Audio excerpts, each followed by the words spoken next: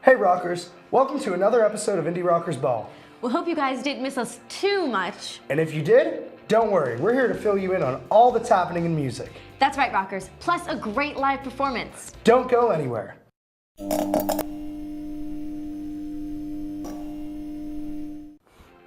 Rapper Daniel Hernandez, also known as Tekashi 6ix9ine, is being sentenced to a minimum of 32 years in prison with a maximum of life. The rapper was arrested on Sunday, November 18th. He was arrested due to racketeering allegations stemming from his involvement with the gang 9 Trey Bloods. He was charged with armed robbery that took place in Times Square in April. Hernandez and 4 other gang members supposedly robbed a rival gang at gunpoint. He was also charged with the possession of an AR-15 and involvement in 2 other shootings. Prosecutors state that members and associates of the enterprise promoted and celebrated the criminal conduct of the enterprise, namely narcotics distribution, acts involving violence, and the use of firearms in music and on social media. Hernandez publicly separated from the gang a week before he was taken into federal custody on Saturday prior to his arrest. These charges are very significant, and this arrest violates the 4-year probation Hernandez was already under. Friends and family remembered and honored actress and model Kim Porter at her funeral held at Cascade Hills Church in her hometown of Georgia. Porter died November 15th, and the cause of death is still unknown. Porter was most famously known for her relationship with the music mogul Diddy. She had 3 kids with him despite the end of their relationship in 2007. She also had another son with actor and singer Quincy Brown. God broke the mold when he made Kim. There's truly no other woman like her. Although her time here on earth was far too short, she lived a life that was full of purpose and meaning. She was a loving mother and devoted friend. She was the epitome of kindness and grace. There wasn't a person she met whose soul she did not touch. Kim was the type of woman who changed lives for the better. The families of Porter, Diddy, and Goodwin say in their statement to the Associated Press on Friday, November 23rd. We here at IRB are saddened by this news and are sending positive thoughts to Porter's friends and family. I can't believe how many talented individuals have passed away this year. I know, it's always tragic when someone you look up to passes away, and there seems that this year there have been quite a few. I agree. But on the other hand, Tekashi 6ix9ine sure got himself into some hot water. He sure did. I can't believe he might serve life in prison. I know, it's so crazy. Anyway, rockers, enough chatter. Next up is Music Lesson with me.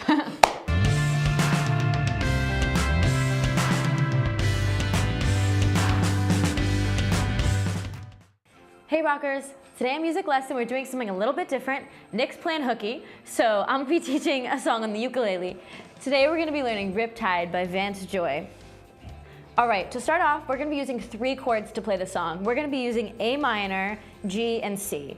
So first, A minor, you're gonna put your middle finger on the 1st string, 2nd fret, and it's gonna sound like this. And then the 2nd chord, which is G, we're gonna be using, you're gonna put your hand on the 2nd fret on the 2nd string, 2nd fret on the 4th string, and 3rd fret on the 3rd string, and it's gonna sound like this.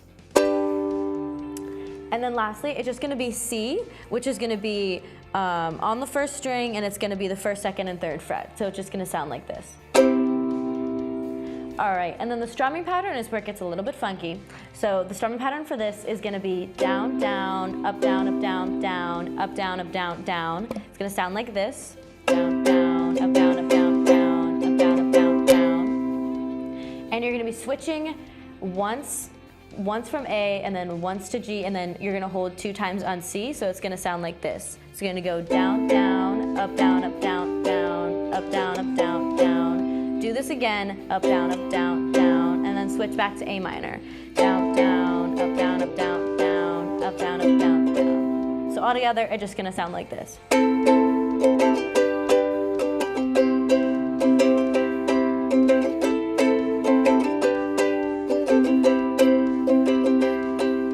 All right, and that's how you play Riptide by Vance Joy. See you next time, rockers.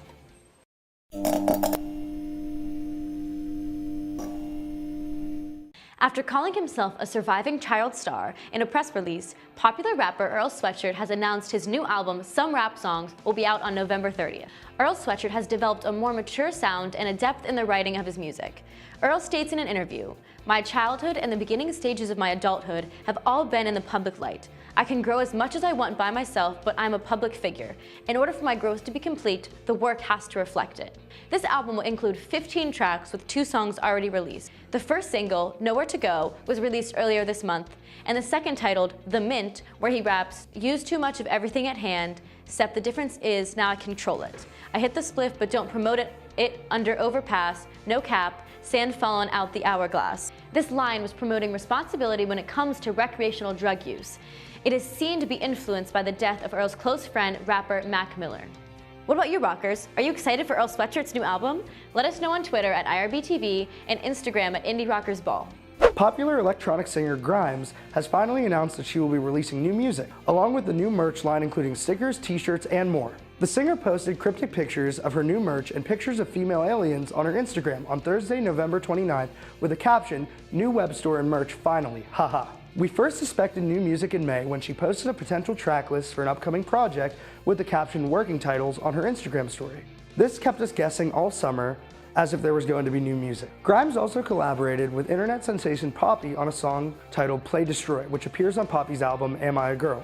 Other than Poppy, Grimes has been seen collaborating with Janelle Monáe, Luna, and Uringer this year. So you're telling me that I have new Grimes music to look forward to? That's right, Sam. We're getting a lot of new music this month. I know, as if Earl Sweatshirt's new album wasn't enough. Right? I don't know if I'm gonna have time to listen to all this new music. Me either, but what I do have time for is a great discussion about one-hit wonders. Stay tuned for Rockers Review.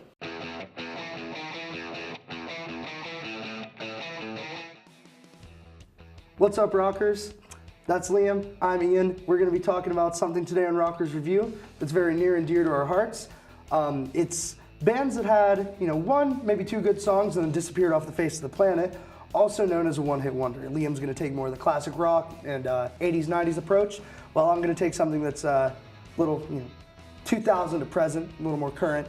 So, Liam, tell me about some early one-hit wonders that you've discovered. If there's one thing that I love to play on the radio or just listen to in general, a lot of one-hit wonders. There's a lot of them in classic rock in general.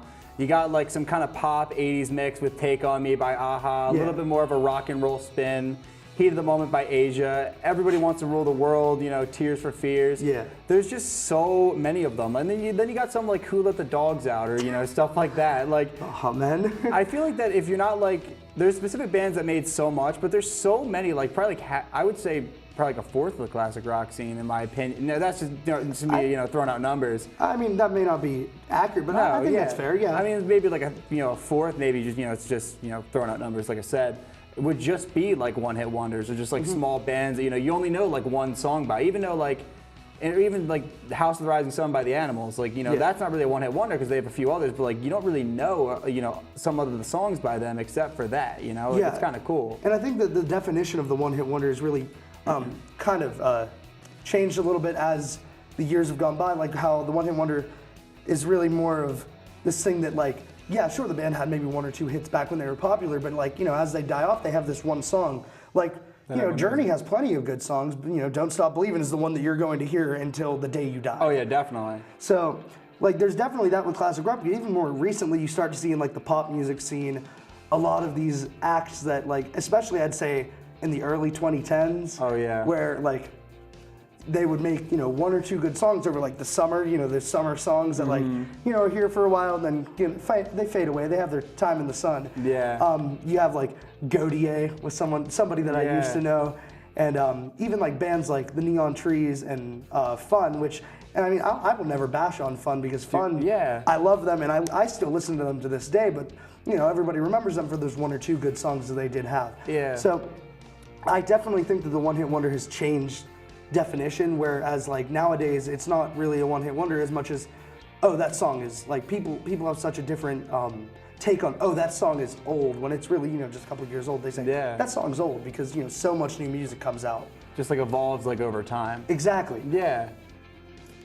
But I mean, it's kind of a shame too because I really liked Fun as a band. There's bands you expect oh, they're gonna go places, but then they kind of die off, which is kind of sad. Yeah, and then there's just the opposite. Those bands that you think are gonna be that one-hit wonder, and they don't. They end up growing significantly. Yeah, for example, we kind of talked about this beforehand, like Lady Gaga, we would have, Yeah. I would say when I first heard her, I would have never thought that she would have gained the popularity that she did. Oh, yeah, definitely. And that's no bashing on Lady Gaga, she is a talented musician, but just personally, not my, my taste in music, I just thought, oh, this is gonna be one of those, summer song deals where it's like, she has 1 or 2 good songs, and then she kind of just fades away, does a couple of appearances, becomes kind of a celebrity. Another point that I want to like kind of talk about is the people who were like pop stars and like ventured into the music industry. I know you talked about Billy Ray Cyrus, for example. Like Achy Breaky Heart, how like he did that one song and now he did like what, Disney's Hannah Montana, and like a ton of other stuff. Like he was famous in other ways.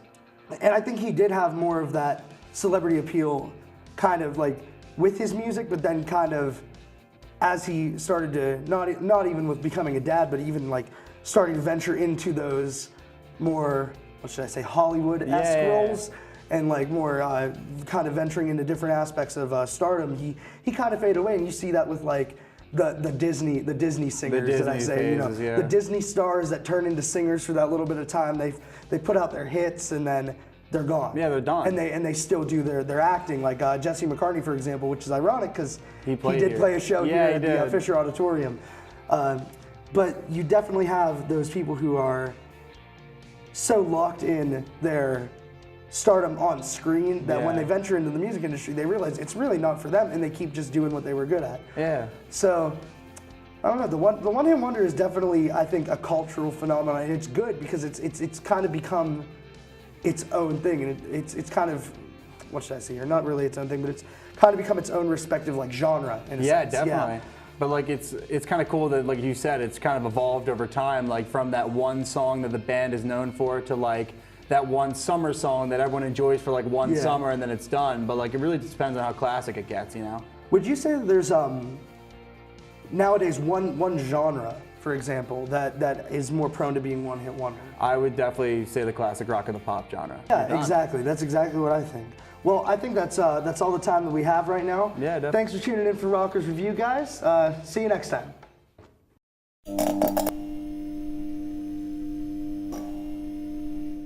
Are you in the need of some new Paramore merch? Are you also a sucker for some good fan art? Well, good news. Paramore is now selling merch with artwork done by fans. The band posted on Instagram on November 23rd to share the news of the newly dropped merch by saying, #LAArt official merch designed by pals from the community. Thanks for letting our art inspire your art. This is one way we figured we could give back. Support these guys by buying their designs. If you're interested in buying some of this new merch, they're being sold on Paramore's website, where you have a choice of 3 different shirts made by 3 different artists. This merch was inspired by Paramore's 5th and latest album titled After Laughter. If you're a fan of Paramore, the latest album, and art, then make sure to check this new merch out. Does anyone else remember when Kid Rock ran for Senate last year as a prank for a publicity stunt? Well, now it's taken a turn for the worse. Enough people were angry with the prank that the Federal Election Committee has decided to step in and address the complaint that they were receiving from the Office of General Counsel about the merchandise that was being sold to promote this. Luckily for Kid Rock, the Federal Election Committee dismissed the complaint and stated that it was an exercise of prosecutorial discretion. It was explained in a filing that Robert Ritchie, aka Kid Rock, had no intention to seriously run for the Senate. To make things worse, on Election Day earlier this month, popular TV personality Jimmy Kimmel convinced some people that Kid Rock ran for Senate in Michigan, and that he actually won. This was all made up as a part of a TV show, however, some people were really convinced. How neat is it that Paramore is selling shirts with fan art on them? Man, I'm gonna put my artistic abilities to good use and see if they're gonna put this on a shirt. What do you think? Yikes. I'll keep practicing, bud, but it was a good effort. I can dream, Sam. Well, now that my dreams have been crushed, I need a moment to recover. So next up, we're providing you with a performance from Longtime Nevada on Check This Out.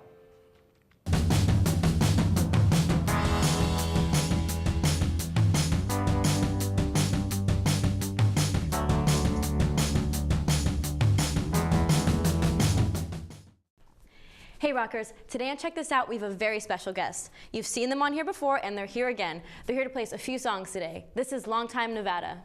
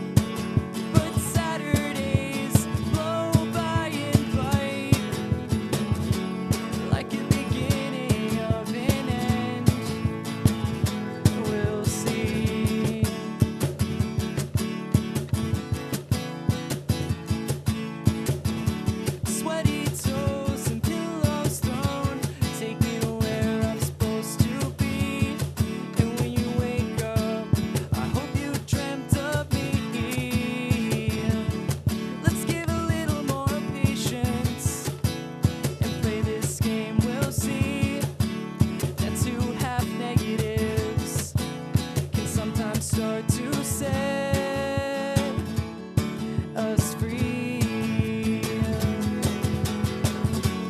Fridays always feel just right.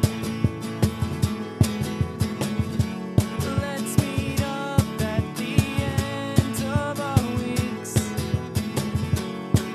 But Saturdays blow by and bright, like a beginning of an end. We'll see.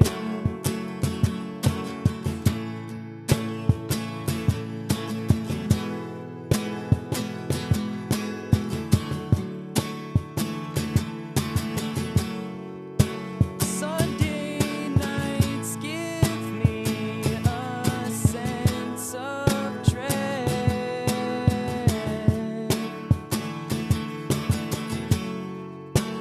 Can we take these compliments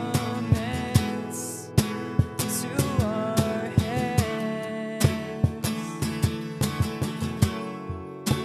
I'll tie down my balloon and hold yours too.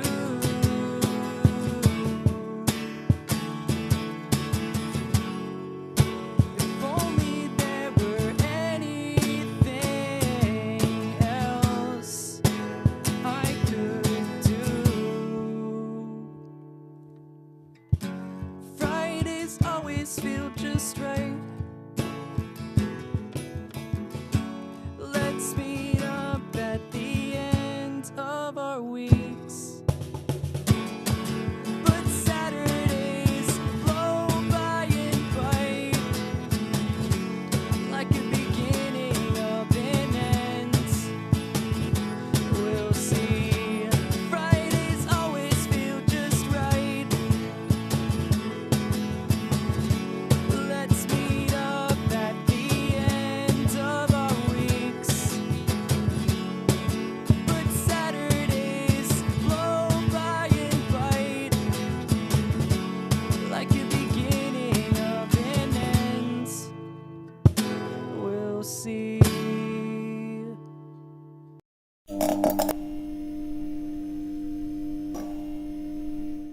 Hey rockers, what is up? We're here with Longtime Nevada. They just did a great performance. Guys, what's up? Good to have you back on the show. How you guys doing? Pretty well, pretty Fantastic. Okay. Miserable. Okay. All right. All right. Well, that was a great performance you guys just gave. So we're just gonna, sit down, have a chat with them real quick. Those songs you just played. I come to open mic and I see you guys perform. Were those? I didn't recognize those. Maybe I'm like not being. Were those both new songs, or was one of them new songs, or like? They're newer.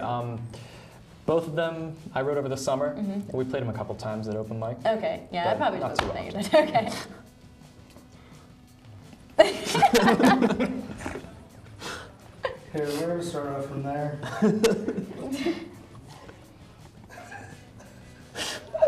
I think we might need a minute. Hold on, just give it 1 minute. What just happened? We both were just like. Great.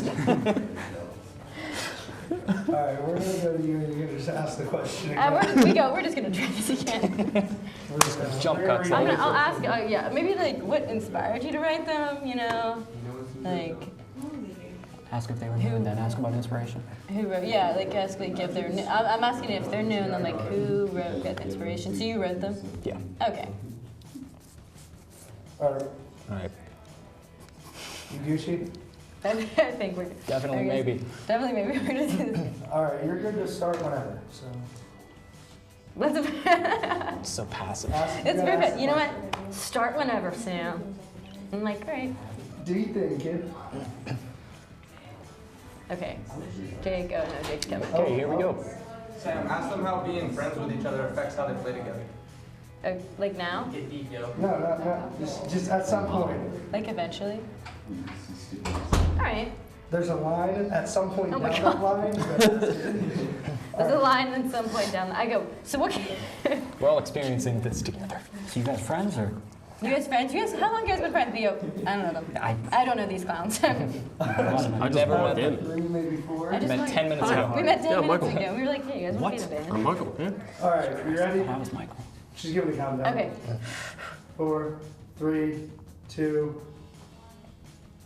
All right, so guys, those songs you just played, who wrote them? Why did you write them? Were they new? Give us a lowdown on like what you just played for us.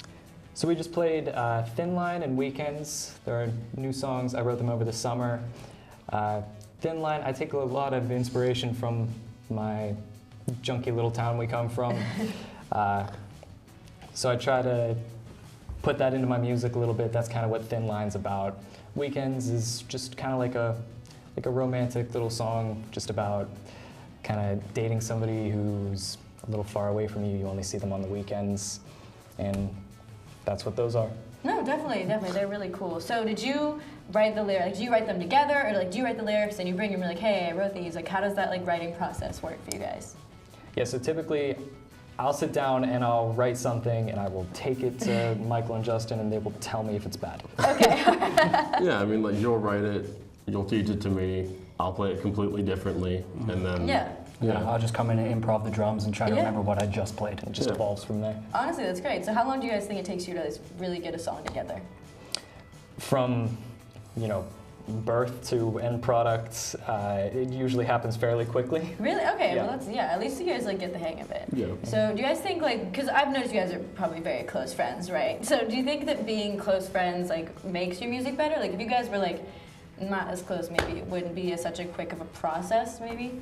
I think it helps, because, like, we all have really similar tastes, and, like, we've known each other so long that there's a relaxation there when we get together, so it's really easy to, like, actually get together and work on the music. There's no fear of, like, upsetting each other, because it's all just for fun. Yeah, exactly.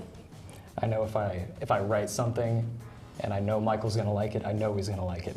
And Yeah. Yeah. But man, do we get sidetracked so easily. Really? yeah. Oh, I can Really imagine, because it's like you're like really hanging easy. out as friends, Yep. but then you're also like, wait, we need to get, Yeah, it's completely. 3 hours later, we need to get some stuff done. Exactly. Awesome. So you guys take any inspiration from like your own personal music taste, like what you guys listen to? Like who do you think like inspires your sound? This Wild Life is a big one. I don't know if you know that. Yeah, but I definitely can hear that. Like the acoustic punk, sort of like, sort of, I don't know, like, not really grungy, but, you know. Yeah, where it's not like a hard electric guitar No, or anything no, like that. It's like acoustic, but it definitely has more of a Yeah, punk feel to yeah, it. it's- Yeah, it's no, I emo. definitely can. I Really definitely emo. can hear that sound. Yeah. We're angsty, but like not hard enough to use like an electric guitar Yeah, with a drum set. exactly. Yeah. I know it. We're just soft but angry at something. Oh my We're god. just not good enough to play electric together, because we've tried it. Yeah, it Just doesn't. kind of upset. Yeah. No. Have any upcoming shows? By the time this comes out, we should have played Unplugged. That is right. The Unplugged event, which by the time this show will air, me and Paige are filming that, so it's going to be posted somewhere on our YouTube, so check that out. Paige will probably put the link here in the description somewhere. All right, so before we go, I have one more question for you guys that I'm pretty sure everyone wants to know. How did you guys get your band name Long Time Nevada? I'd like to pretend that like it's a cool story, like, oh, we're such creative people. But in all honesty, whenever I was 14, I made a new Xbox Live gamer tag, and the first random suggestion for a gamer tag was Long Time Nevada. Oh my god. And we thought it was laughable enough to make it a serious band name, because why not? Why not, honestly? Yeah, so is that when you guys started the band? Is like when? Well, we went through a couple iterations. Okay, all right. Long ago, Oh, no. our first name was Two Sizes Too Small. Okay. It was just me and Michael. We eventually picked up Justin at some point. We played nothing. We Nothing were at like all. 13. Eventually, that turned into Forget the Rest, Yeah. Okay. which is one of our song titles now. We like to tie that It's a in. little nod to A little, yeah. us nod. three, because we're the only people that know that. Only song we wrote as Forget the Rest was Ohio Bound. And then actually it was whenever we came out here, Yeah. whenever we decided to call ourselves Long Time Nevada, we started coming to open mic. Oh, yes. And we wanted something a little easier to write down than our names. Yeah. So that's what we did. Awesome. All right, well, I'm glad I know that, because honestly, burning my mind for a while. All right, guys, that's all the time we have left here today. Thank you, Long Time Nevada, so much for coming in with a great performance. We'll see you next time, rockers.